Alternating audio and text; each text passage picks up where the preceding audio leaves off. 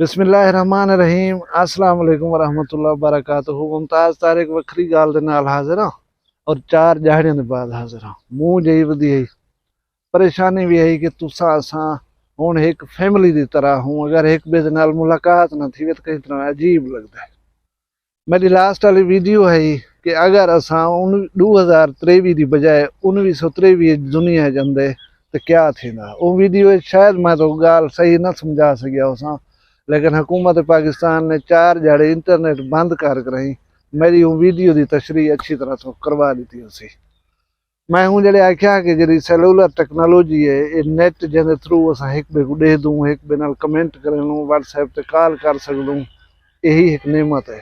अच्छा ये ना हो वाला जरे मोबाइल ते एक बे को दे दूँ या मुलाकात कर लूँ, यही का ना हो 1923 दे विच।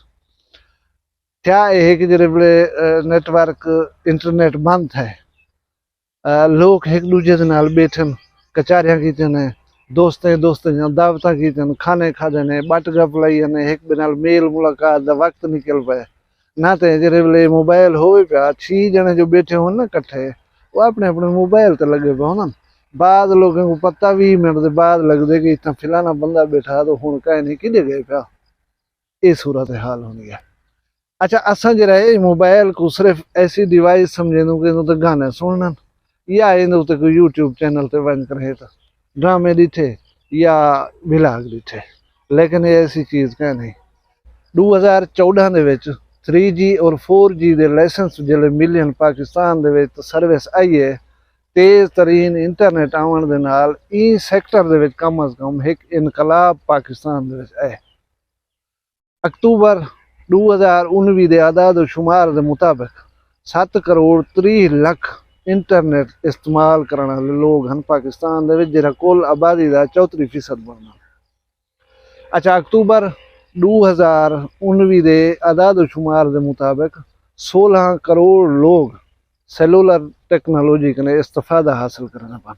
मतलब इंटरनेट बेशक वो यूज़ नहीं करेंगे, लेकिन उन्होंने छोटा वड्डा कोई मोबाइल है सिंपल सादा जरा वायर दे बगैर वो एक दूजे के नाल रबताकारी कर सकते, मतलब कॉल मिला सकते, कुछ कर सकते।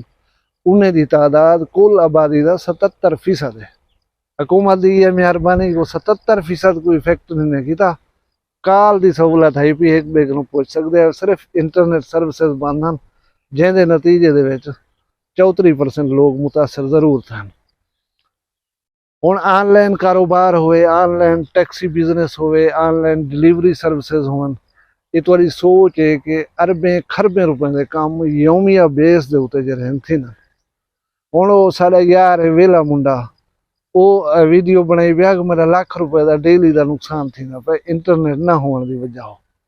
वो वाकई गाल एक 4-5 चैनल उन्होंने वो यहीं सोशल मीडिया के थ्रू इतनी पैसे डेली कमेंदे ही हो सन।